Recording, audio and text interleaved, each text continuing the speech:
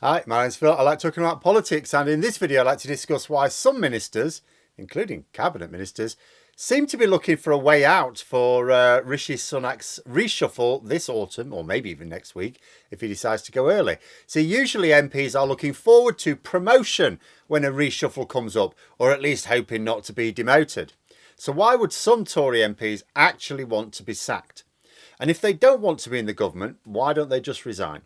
But first, if you'd like to be notified of daily news and politics, please subscribe to the channel.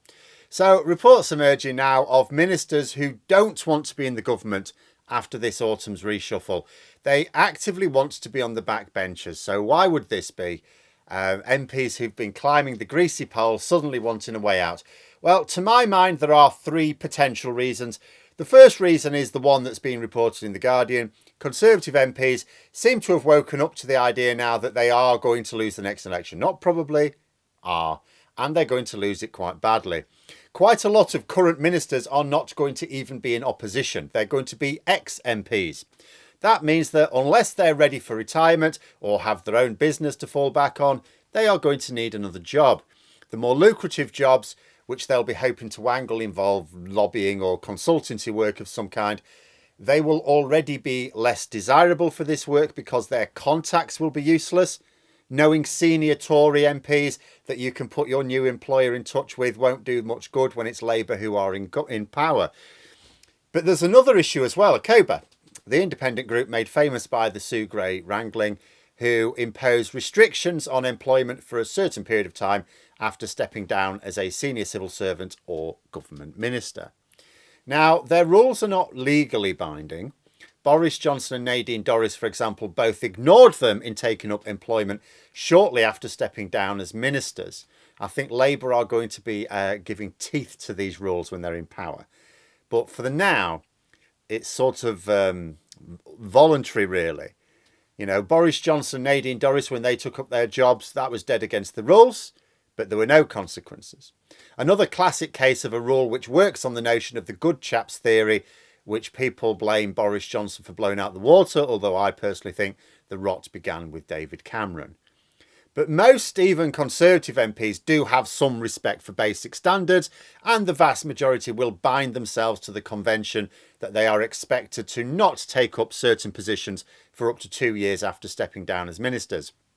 So if they think they need a new job come the election, it's better to step down as a minister sooner rather than later, because if the election is not until autumn 2024, it means they can run down that clock by a full year or more while they muck about on the backbenches. Indeed, one senior minister who may be thinking this way is Ben Wallace, one of only a handful of cabinet ministers who enjoys any sort of universal appreciation for his work, despite his petulant outburst last week when he insulted Ukraine and embarrassed the rest of us. Such a stupid thing to say that Sunak had no option but to slap him down immediately and very publicly.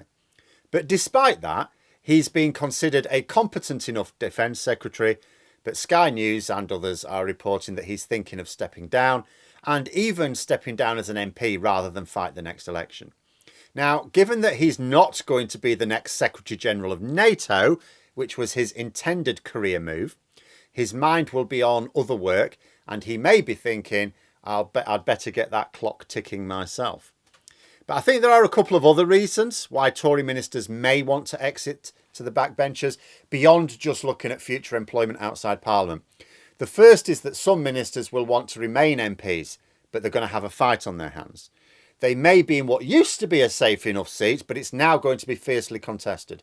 Well, as a minister, you're spending a lot of time in Whitehall, not necessarily a lot of time in your constituency. If they want to fight a tricky seat, they would do better to start focusing more on their local constituency casework to show their value to the people who can decide to keep them in Parliament. Indeed, it's been suggested that the main reason Rishi Sunak isn't presenting much parliamentary business or much government business to Parliament at the moment, I should say, is to give his MPs time off to go campaigning in their local areas. He's literally paralysing the work of government in order to focus on campaigning. And I don't remember any previous government ever doing this. Even when people thought they were onto a loser, they always behaved as if they had a fighting chance of winning the election, which included carrying on with government business. But this is a unique situation in my lifetime, and actually probably in modern history. The Conservatives, more than a year before they have to fight the next election, are not only certain to lose at this point, but certain to lose very badly. It's really a case of, do they get away with losing 150 seats or 200 seats or maybe up to 300 seats if it goes really badly? So any Tory MPs wanting to remain in Parliament really needs to focus on their constituency, and being a minister works against that aim. Then a third possibility.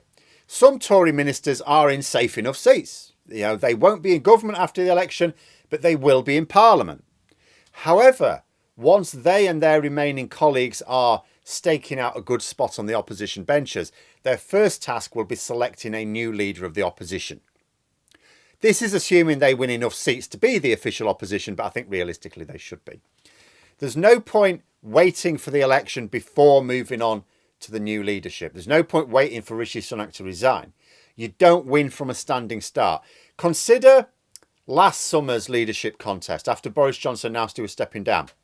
The three who throughout the contest had the credible chance of winning that contest when Boris Johnson said, I'm stepping down now, was Rishi Sunak, Liz Truss and Penny Mordaunt.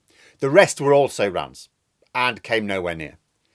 But these three were also the Tory MPs who'd been working actively on their campaign for over half a year before Johnson even announced that resignation. You have to go early if you want to win. You can't wait for the contest to start. You have to already be running. So you can see some Tories already jockeying for position. Not necessarily for themselves directly. It may just be for their faction. Liz Truss is having another attempt at capturing the narrative. Priti Patel has started piping up again after a very long period of near silence. Some current ministers may feel that it'll be easier for them to manoeuvre to shape the future direction of the party from the backbenches, as opposed to within government, where they have to take Sunak's line. Because what is almost certain is after the election, it is very unlikely that whoever emerges is going to be someone who says, let's carry on doing what Rishi Sunak did, shall we? So several reasons why Tory ministers, whether in safe seats or not, might not want to be in government after the reshuffle. There's nothing for them to really do anyway. They are part of a lame duck government, and there are advantages for future ambitions to being on the backbenches. Which then begs the question, so why not just resign then? Well, you can't really resign saying that you think the party's knackered and you want to run down the clock on your post-ministerial garden leave. The usual political dodge in a situation like that is to say you want to spend more time with your family, which one or two may. But if lots resign, it doesn't half make it look like Sunak's government is collapsing. Besides, what if he can't get people to take up the now vacant positions? That would further damage the public view of the party. I mean, that's what brought Boris Johnson down. And that would mean even less chance of holding on to those marginal seats. So those ministers would be shooting themselves in the foot. Most Tory MPs don't want the party disappearing down the plug hole after the election, so they will do what they can to shore up support. It's just that some would rather help the party and themselves. Some may have a quiet word with the whips, that they would not at all mind being demoted to the backbenchers. It might also be in the party's interest that ministers in marginal constituencies are replaced by those in safer seats anyway. But what a bizarre situation to be in. A reshuffle coming, which I say could in theory be next week. Sunak can do it whenever he likes.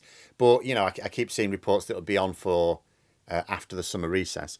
And people thinking that Tory MPs will be hoping for the sack instead of promotion. Politics continues to be not remotely normal. But there we are. Those are my thoughts. Let me know yours in the comments below. Hope you found the video interesting. If you did, please click the like button. And if you'd like to support the channel further, the join button for memberships. And until next time, I'll see you later.